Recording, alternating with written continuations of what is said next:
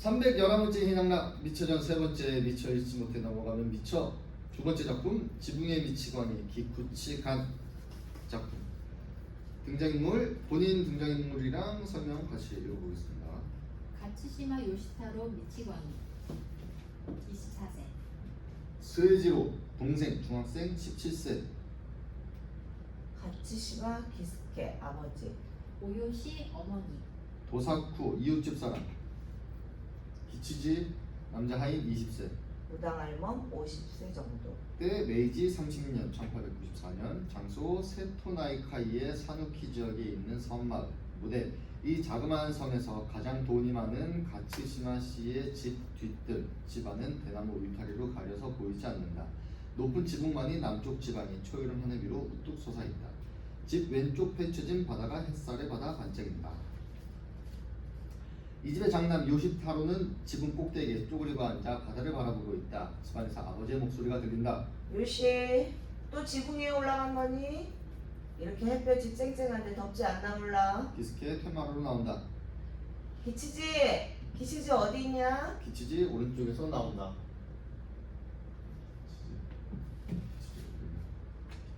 기치지 어디 있냐? 남자 하이가. 네 무슨 일이라도 있으신가요? 요시타로를 데리고 내려와 주게. 이렇게 더운 날씨에 모자도 쓰지 않고 덥지 않나 몰라. 도대체 어떻게 지붕 위로 올라간 거야? 요전번에 얘기했던 대로 헛간에 철조망을 쳤나? 그야 물론 쳐놨죠.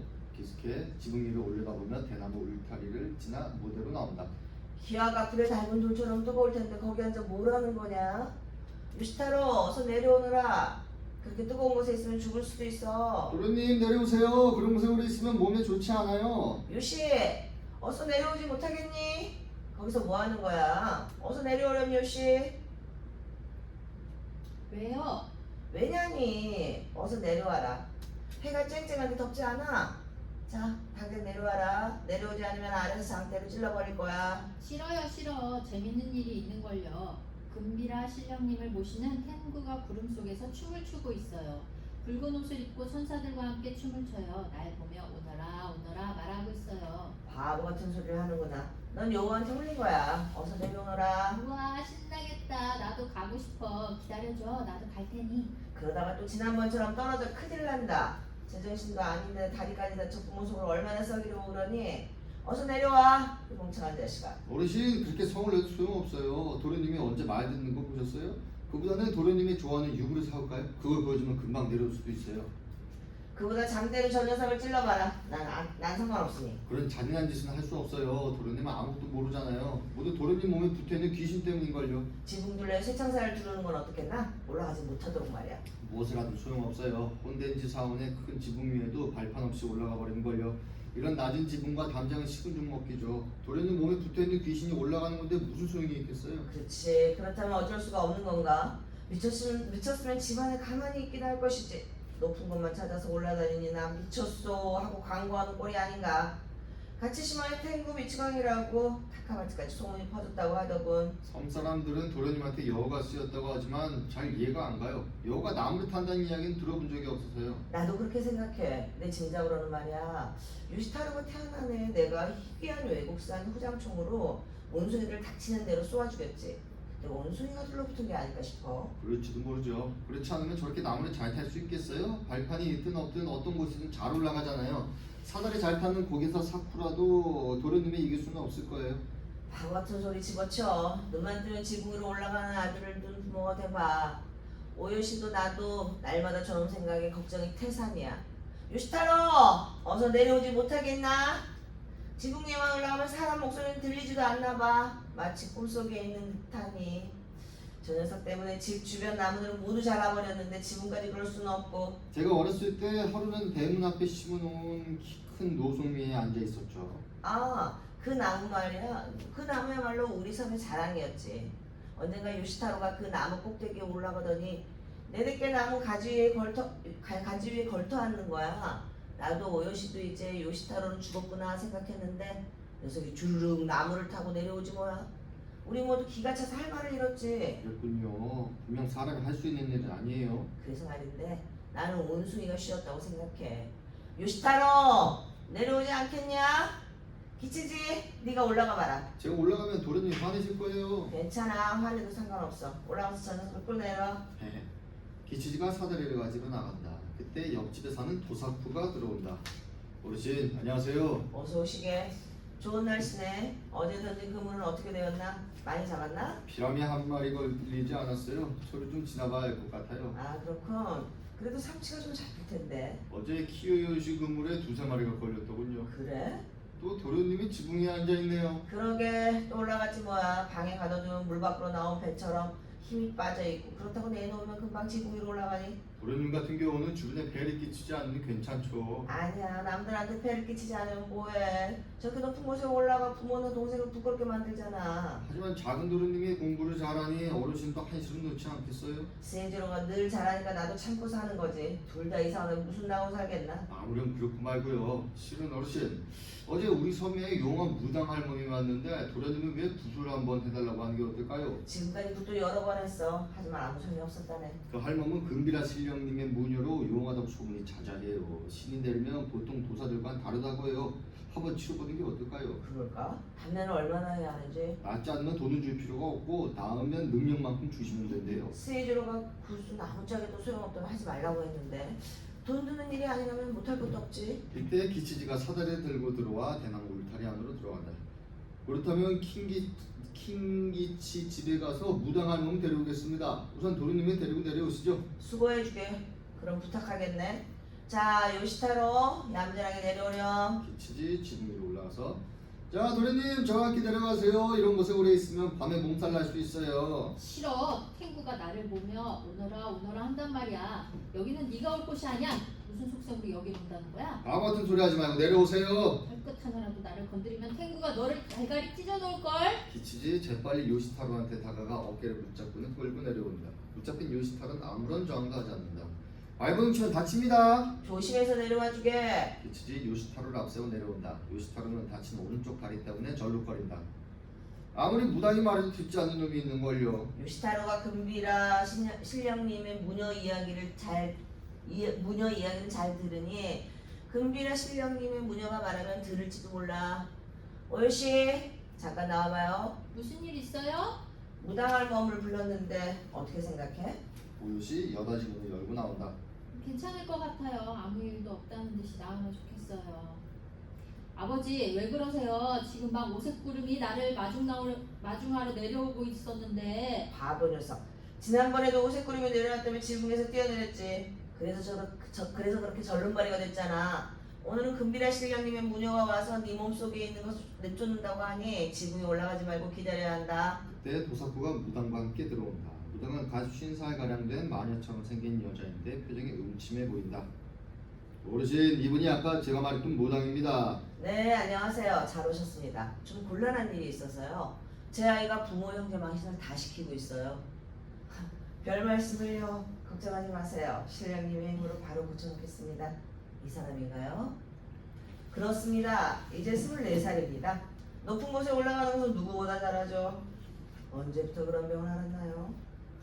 태어날 때부터 그랬습니다. 갓난아기 때부터 높은 곳에 올라가는 걸 좋아했어요. 4-5살 무렵에는 벽장에도 올라가고 불단에도 올라가고 책장에도 올라갔어요. 7, 8살이 되더니 나무를 타고 올라가더군요. 15살이 되니 산꼭대기에 올라 하루 종일 내려오질 않았어요. 그러고는 끊임없이 혼잣말을 했어요. 도깨비한테 홀린 사람처럼요. 도대체 왜 그러는 걸까요? 아드님이 여호와한테 올린 게 틀림없습니다. 제가 기도를 올리겠습니다. 무당할 몸 요시타로 쪽을 향해 다가온다. 내 말을 잘 들어라. 나는 이 나라의 신령이신 금비라 신령님의 시중을 듣는 사람이다. 내가 하는 말은 모두 신령님이 하시는 말씀이다. 금비라 신령님을 만난 적이 있어요? 그거 참 무례하구나. 인간의 눈으로 어떻게 신령님을 볼 수 있단 말이냐. 나는 몇 번이나 만났는걸요. 금비라 신령님은 흰옷을 입고 그 면류관을 쓰고 있는 할아버지야. 나랑 무척 친한 사이지. 무당할 몸 조금 당황하더니 기스키 쪽을 본다. 여우가 붙어도 아주 지독한 여우가 붙어있군요. 내가 신령님을 불러보리다. 무당은 주문을 외우며 기괴한 몸짓을 한다. 요시타로는 기치지한테 어깨를 붙잡힌 상태지만 아무 관심도 없다는 표정이다. 무당은 미친 듯 몇 번 돌더니 기절했다가 다시 일어나서는 주위를 둘러본다. 나는 이 나라의 조토산을 지배하는 금비라 신령이다. 모두 요시타로를 빼고 모두 허리를 굽힌다. 예이. 이 집 장남에 보면은 여우가 붙어있어. 이놈을 나무까지 매달아 푸른 솔잎을 태워 연기를 쐬어라. 내 말대로 하지 않으면 신령님께 벌을 받을 것이다. 무당할멈 다시 기절한다. 예. 무당할멈 다시 일어나서는 시침을 해야 된다. 신령님께서 뭐라고 하셨습니까? 아니구나. 맞아요. 기스켓. 엄중하게 말씀하셨습니다. 신령님이 말씀하신 대로 하지 않으면 오히려 벌을 받습니다. 높아심에 말씀드립니다. 기치지, 얼른 푸른 솔잎을 따가지고 오너라. 아무리 신령님 말씀이라지만 어찌 그런 잔인한 짓을 할 수 있어요. 괴로운 것은 붙어있는 여우지. 아드님은 아무런 고통도 못 느낄 거예요. 자, 빨리빨리 준비하세요. 신령님의 목소리를 들었느냐? 혼이 나가기 전에 싹 물러가라. 금비라 신령님의 목소리는 그런 목소리가 아니야. 신령님이 너 같은 여자를 상대할 것 같으냐? 그렇다면 이제 곧 알게 될 테니 조금만 기다려라. 한낱 여우 주제에 신령님을 욕보이다니 무엄하구나. 기치지가 푸른 솔잎을 한 무더기 가져온다. 오이시는 어쩔 줄 몰라 한다. 신령님의 말씀을 따르지 않으면 벌을 받아요. 기스케는 마지못해 기치지와 함께 솔잎에 불을 지피고 버티고 서 있는 요시타로 쪽으로 연기를 보낸다. 아버지 뭐 하는 거야? 싫어. 저 목소리를 나의 목소리라고 생각하면 여우한테 연기를 쏠 수 없어요. 모두 여우의 목소리라고 생각해야 해요. 아드님을 괴롭히는 여우를 잡는다고 생각해야 해요. 아무리 그래도 너무 심한 거 아니에요? 기스케는 기치지를 놓아 요시타로의 얼굴을 연기 속으로 들이민다. 그때 집 쪽에서 스에지로의 목소리가 들린다. 아버지! 어머니! 저 왔어요! 기스케 조금 놀라 요시타로를 놓아준다. 새가 왔나봐요. 일요일도 아닌데 어떻게 된 거지? 스에지로가 여닫이 문을 열며 얼굴을 내민다. 중학생 교복을 입은 가무잡잡하고 늠름하게 생긴 소녀이다. 이상한 분위기에 금방 눈치를 챈다. 아버지! 지금 뭐 하시는 거예요? 아니야, 아무것도 아니야. 무슨 일로 솔잎을 태우는 거예요? 요시타로 괴롭게 기침을 하다가 동생을 보자 구세주를 만난 듯 스웨그나 아버지와 기치지가 나를 꼼짝 못하게 잡고는 솔잎 연기를 쏘았어. 아버지 왜 이런 말도 안 되는 일을 하세요? 제가 그만큼 말씀드렸잖아요. 그래, 그랬지. 그렇지만 신이 내린 영험한 무당이 있다고 하기에. 말도 안 돼요. 형이 제대로 말을 하지 않는다 그런 바보 같은 일을 하다뇨. 스에지로 무당을 거들떠 보지도 않고 불타고 있는 솔잎을 걷어찬다. 하이치! 지금 무슨 짓을 하는 거냐? 그 불은 신령님의 말씀을 따라 붙인 불이다. 스에지로는 비웃으며 불을 밟아 꺼버린다.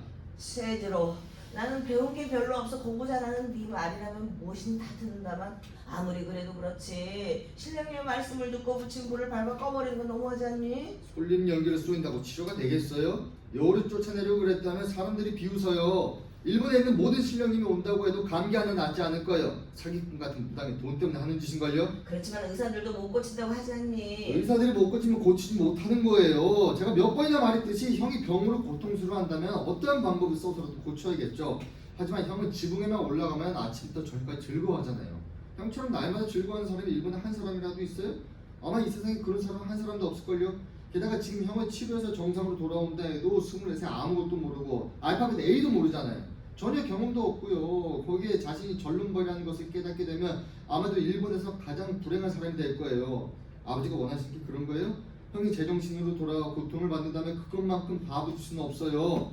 도사코 아저씨가 저 사람을 데려온 거라면 함께 돌아가 주세요. 신령님의 말씀을 불경스럽게 대하면 전벌이 내릴 것이다. 동할멈 앞에서 그랬던 것처럼 주문을 외우며 몸부림치다가 기절한 뒤 일어선다. 나는 금비라 신령이다.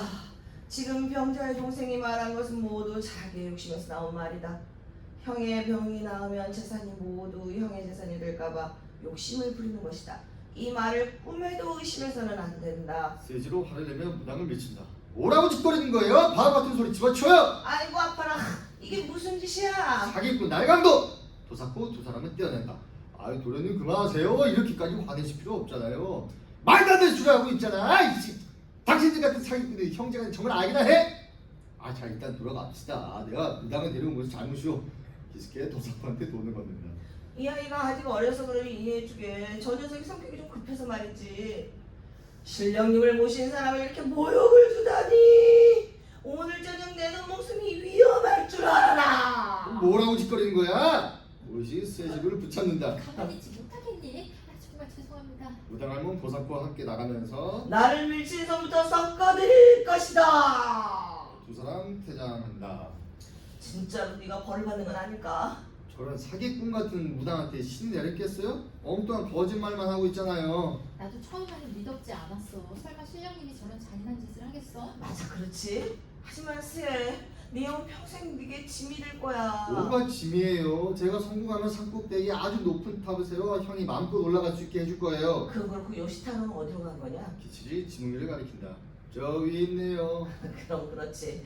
요시타로는 한바탕 소동이 일어난 사이에 어느새 지붕 위로 올라가 있다. 아래 네 사람은 요시타로를 보며 서로 웃는다. 보통 사람이라면 아까 같은 상황에서 엄청나게 화를 낼 텐데 형은 벌써 잊은 듯 아무렇지도 않게 있잖아요. 형! 요시타로 제정신이 아니지만 동생한테 각별한 애정이 있는 듯. 스, 금비라 신령님한테 물었더니 아까 그런 여자는 모른다고 하던데. 당연하지. 아까 그 무당이 아니라 형한테 신이 내린 것 같아. 구름이 거치고 금빛 노을이 지붕을 물들인다. 아 멋진 노을이네. 금빛 노을에 비친 요시타로의 얼굴이 아름답게 빛난다. 스, 저것 좀 봐. 저기 구름 속에 황금 궁전이 보이지? 아름답지 않니? 쇠지로 제정신이 아닌 사람에 대한 슬픔을 느끼며 아 보인다 보여. 와 진짜 멋지네. 저기 궁전 안에서 내가 좋아하는 피리 소리가 들려온다고. 정말 아름다운 소리지. 부모는 집 안으로 들어가고 미치광이 형은 지붕 위에서 똑똑한 동생은 마당에서 함께 금빛 노을을 뚫어지게 바라보고 있다. 아